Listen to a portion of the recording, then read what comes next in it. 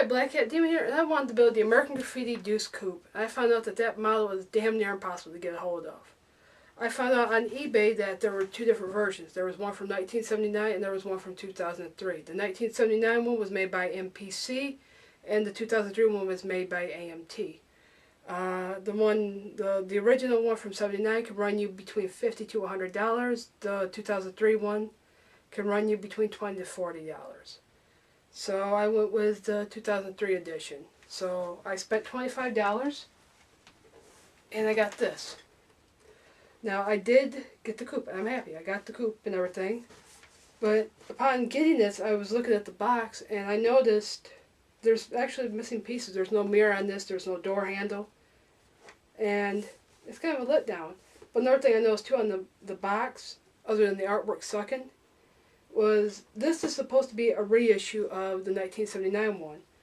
I didn't really see anything on it that said it was a reissue, which is kind of funny. But this is the artwork I'm talking about.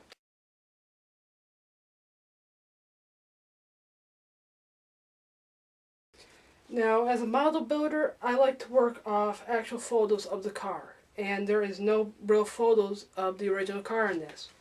So if you want photos of this car, you're going to have to screen cap them yourself, look up old magazine articles, look up posters, get a couple signed photos, that sort of thing, so that way you get the actual photos of the car.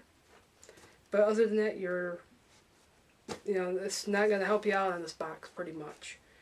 So this is lacking some detail, and I know from reading on the forums and everything, a lot of people talk about this not having a lot of detail to it. They will tell you to buy the die cast. More or less, they're saying if you're going to spend between $20 to $50 on one, go with the die cast. Don't go with the model. And I actually do agree with them on the detail, and all this good stuff. Another thing someone else pointed out too was the deal with the license plate. Well, this is a reissue of the '79 one. The 1979 one was from the sequel. It wasn't from the original one. So the original one would have the THX11 or the 138 plate. This was the sequel. The sequel did not have the plate on the front of the car.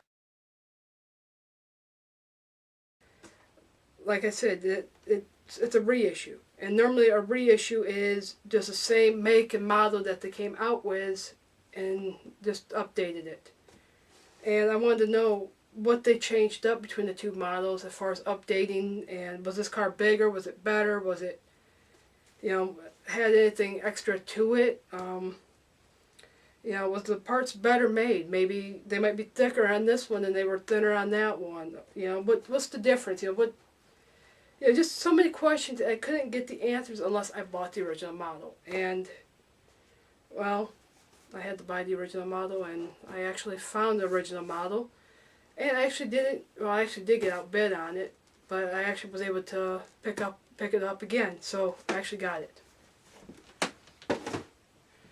So someone's loss was my gain. And this is the Deuce Coupe from 1979. This was the original one, So you got the original and you got the reissue. So the first thing I noticed on this is the artwork. And I love the artwork on this box. I don't know why they didn't carry this over to the reissue one, but it doesn't matter. This one is nice. This one says, from the hit film More American Graffiti, John Milliner's Yellow Deuce Coupe. This box also has actual photos of the real car. This doesn't have pictures of the model. So if you were going to build the model and you had this car, the picture of this car, well, there you go. You got quite a bit. So here's the artwork of this one.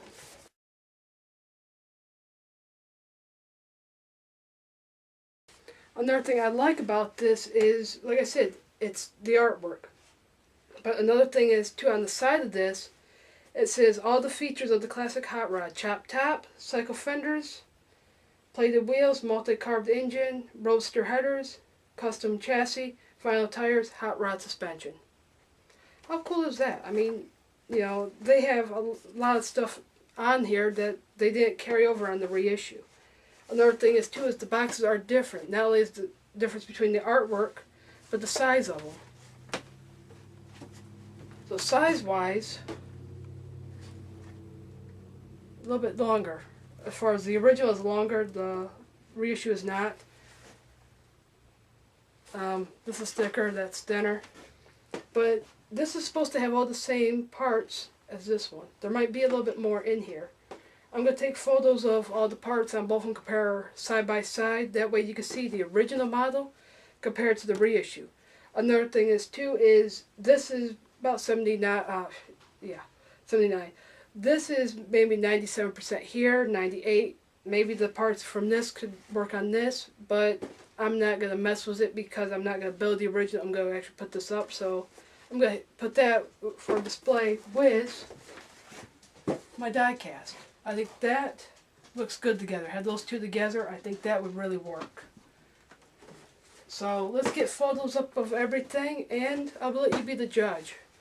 But other than that, between the two, they're supposed to be the same model. Different companies, same model.